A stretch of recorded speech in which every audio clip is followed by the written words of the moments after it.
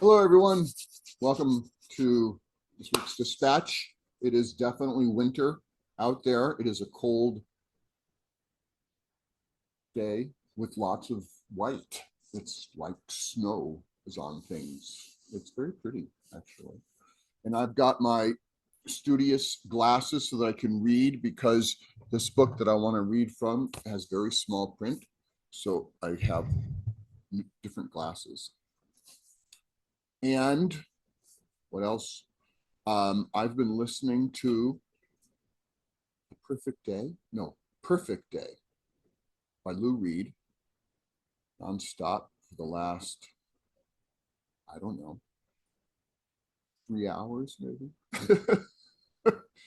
It's a great song. And it actually, I mean, excuse me. Uh, so Jerry Saltz, the art critic, he's got a lovely Instagram account where he's a real supporter of the arts and cheers on artists and go for it. He's just very supportive. Anyway, he also asks great cultural questions like, what was your best movie that you watched last year? And so many people said Perfect Days by Wim Wenders. I should watch it. So I did last night. Pretty great.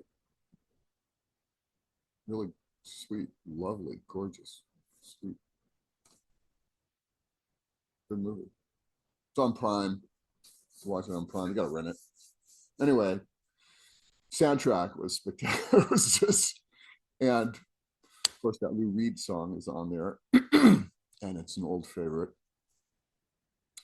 So yeah, been listening to that over and over all morning. Okay, now turns out this week I'm starting to teach the painting through modern masters, first on Cezanne and then on Matisse, working through their lens. And I thought, you know what? Maybe I'll read something that is related to that. And I haven't read this yet. I dipped into it. This is a book by Meyer Schapiro, Meyer Schapiro, Schapiro.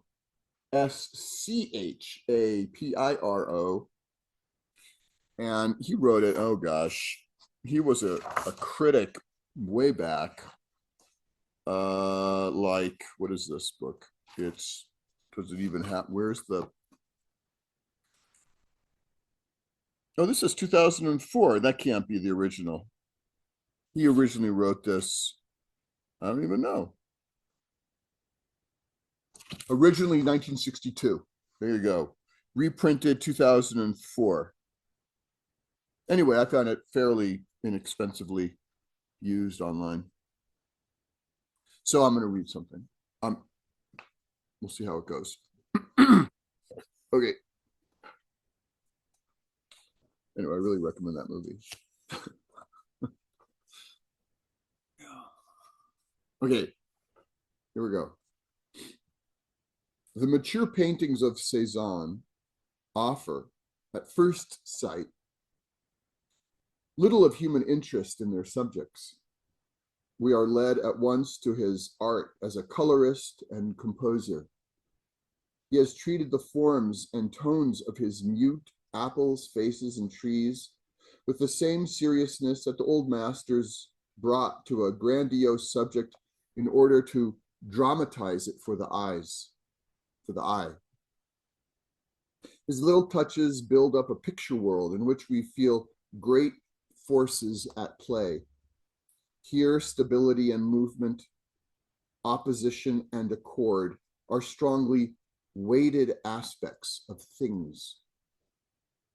At the same time, the best qualities of his own nature speak in Cezanne's works. The conviction and integrity of a sensitive, meditating, robust mind. It is the art of a man who dwells with his perceptions, steeping himself serenely in this world of the eye. Though he is often stirred, because this art demands of us a long, concentrated vision. It is like music as a mode of experience, not as an art of time, however, but as an art of grave attention, an attitude called out only by certain works of the great composers. Cezanne's art, now so familiar, was a strange novelty in his time. It lies between the old kind of picture, faithful to a striking or beautiful object, and the modern abstract kind of painting, a moving harmony of colored touches representing nothing. Photographs of the sights he painted show how firmly he was attached to his subject. Whatever liberties he took with details, the broad aspect of any of his landscapes is clearly an image of the place he painted and preserves its undefinable spirit. But the visible world is not simply represented on Cezanne's canvas. It is recreated through strokes of color, among which are many that we cannot identify with an object and yet are necessary for the harmony of the whole. If his touch of pigment is a bit of nature, a tree, a fruit, and a bit of sensation, green, red, it is also an element of construction which binds sensations or objects. The whole presents itself to us, on the one hand, as an object world that is colorful, varied, and harmonious. And on the other hand, as the minutely ordered creation of an observant, inventive mind, intensely concerned with its own process. The apple looks solid, weighty, and round, as it would feel to a blind man.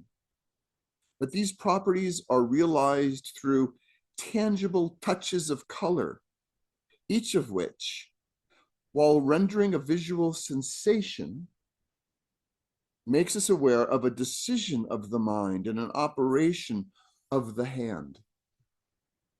In this complex process, which in our poor description appears too intellectual, that is, Meyer, Schapiro feels like this just sounds intellectual, right? I'm like the effort of a philosopher to grasp both the external and the subjective in our experience of things. The self is always present, poised between sensing and knowing, or between its perceptions and a practical ordering activity, mastering its inner world by mastering something beyond itself. That's a great line. Mastering its inner world by mastering something beyond itself. To accomplish this fusion of nature and self, Cezanne had to create a new method of painting. The strokes of high-keyed color, which in the Impressionist paintings dissolved objects into atmosphere and sunlight, forming a crust of twinkling points, Cezanne applied to the building of solid forms. He loosened the perspective system of traditional art and gave to the space of the image the aspect of a world created freehand and put together piecemeal from successive perceptions, rather than offered complete to the eye in one coordinating glance, as in the ready-made geometrical perspectives of Renaissance art. The tilting of vertical objects, the discontinuities in the shifting levels of the segments of an interrupted horizontal edge contribute to the effect of a perpetual searching and balancing of forms. Freely and subtly, Cezanne introduced, besides these nice variations, many parallel lines, connectives, contacts, and breaks, which help to unite in a common pattern elements that represent things lying on the different planes in depth. A line of a wall is prolonged in the line of a tree, which stands further back in space. The curve of a tree in the foreground parallels closely to the outline of a distant mountain, just below it on the surface of the canvas. He has page numbers referencing like places to go in the book. Sorry. By such means, the web of colored forms becomes more cohesive and palpable without sacrifice to the depth and weight of objects. These devices are the starting point of later abstract art, which proceeds from the constructive function of Cezanne's stroke more than from his color. But however severely abstracted his forms may seem, the strokes are never schematic, never an ornament or a formula. The painting is finally an image, and one that gives a new splendor to the represented objects.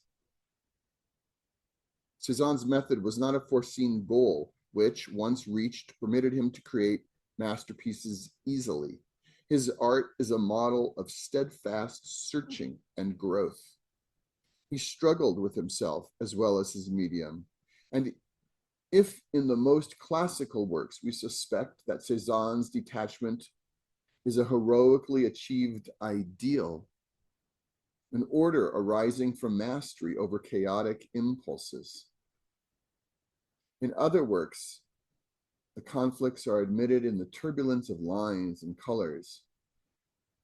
In his first pictures, painted in the 1860s in his native Aix and in Paris, he is often moody and violent, crude but powerful, and always inventive, to such a degree that in his immaturity, he anticipates expressionist effects of the 20th century. This early art is permeated by a great restlessness. Impressionism released the young Cezanne from the troubling fancies by directing him to nature. It brought him a discipline of representation, together with the joys of light and color, which replaced the gloomy tones of his vehement, rebellious phase. Yet his impressionist pictures, compared to those of his friend Pissarro or to Monet's, are generally graver, more troweled, more charged with contrasts. Unlike these men, he was always deeply concerned with composition, for which he showed since his youth an extraordinary gift. He was a born composer with an affinity to the great masters of the 16th and 17th centuries in the largeness of his forms, and his delight in balancing and varying the massive counterposed elements. The order he creates is no cool, habitual calculation. It bears evident signs of spontaneity and the bias imposed by a dominant mood, whether directed towards tranquility or drama. Some of his last works are as passionate as the romantic pictures of his youth, only they are not images of sensuality or human violence, but of nature in a chaos or solitariness responding to his mood. A great exaltation breaks through at times in his later work, and there is an earlier picture with struggling nudes that tells us more directly than the paintings of skulls and muted faces of the burden of emotion in this shy and anguished, powerful spirit. Still more, the late works allow us to see the range of his art, which transposes in magnificent images so vast a world of feeling.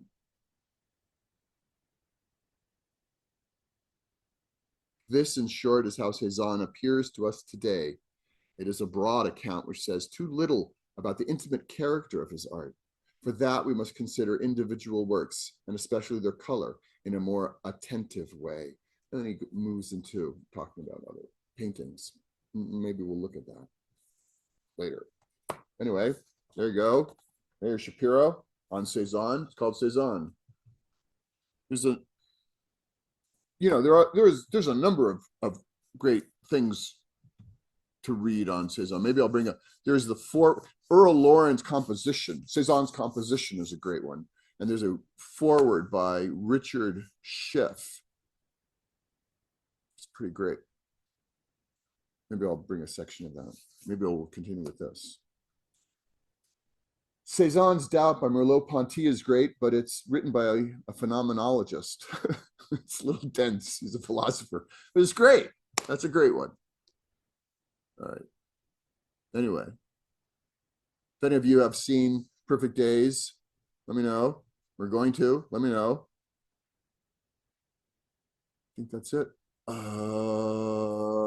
Yeah, I've got the still life up there that I'm working on. It's getting close. And then maybe another still life, something more. Okay. Anyway, hope you're well. Hope you're painting. Hope you're making stuff. That's it. Be well. Take care. Bye-bye.